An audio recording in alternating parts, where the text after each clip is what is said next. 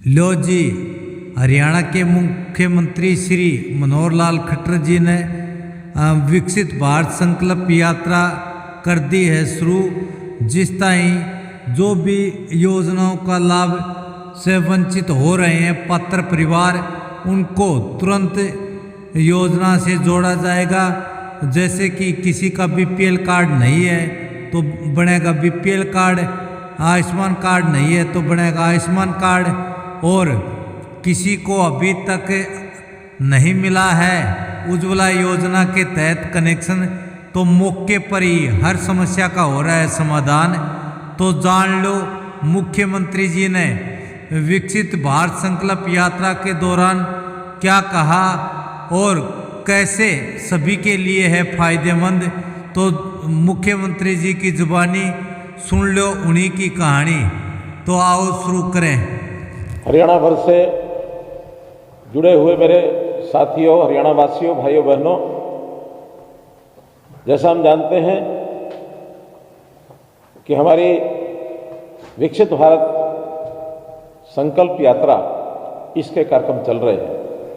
बंधुओं, इसके पीछे की भूमिका, जैसा हम जानते हैं कि लोकतंत्र में सरकार के काम होते हैं जन कल्याण, और जन कल्याण के कई रूप हैं, कई उसके पहलू हैं।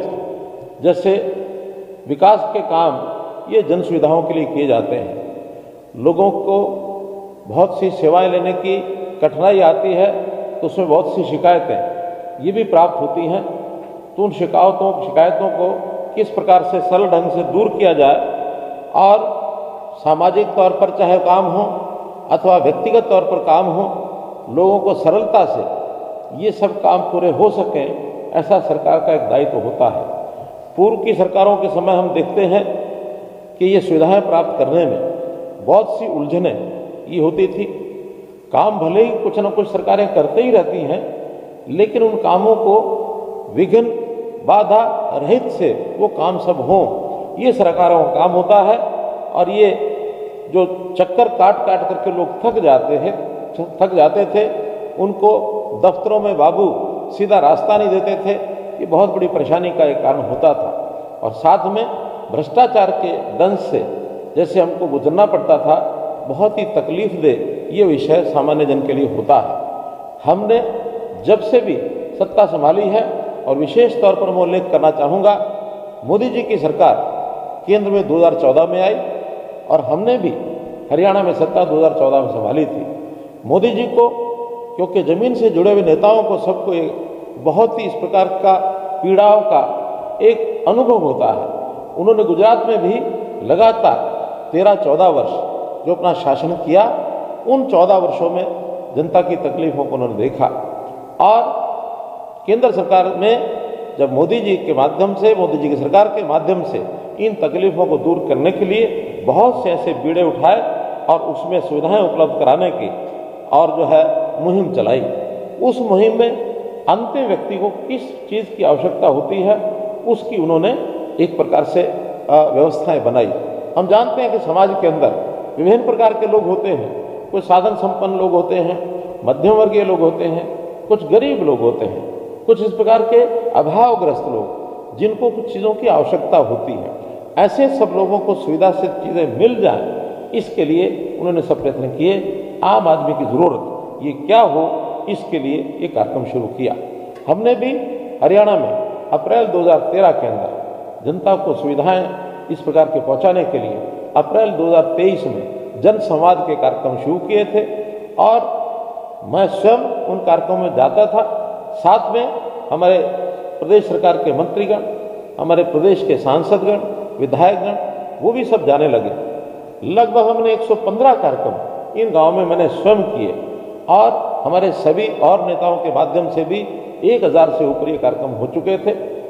साथ में ही जब हमको ये पता लगा कि मोदी जी ने एक इस यात्रा की जो परिकल्पना की कि विकसित भारत की जो संकल्प यात्रा ये शुरू की जाने वाली है, तो हमें थोड़ा चैन हुआ, क्योंकि हमारी गति में जितने हम कार्यक्रम कर रहे थे, लक्ष्य बड़ा था, 6500 गाँव और लगभग 1800 वार्ड। तो ऐसे 8300 कार्यक्रम करने में जितना समय लगने वाला था, हमारे लिए बड़ा कठिन काम था।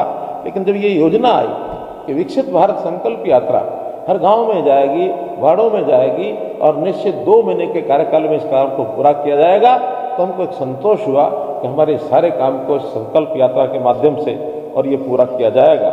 आज मुझे खुशी है कि 30 नवंबर को ये यात्रा शुरू हुई। आज हम 7 जनवरी तक आंकड़ा लगाते हैं तो लगभग 5000 कार्यक्रम 8300 में से ये हो चुके हैं। बाकी बचे हुए 3300 जो कार्यक्रम हैं आने वाली 25 जनवरी तक ये सब काम संपन्न हो जाएंगे, ऐसा मुझे लगता है।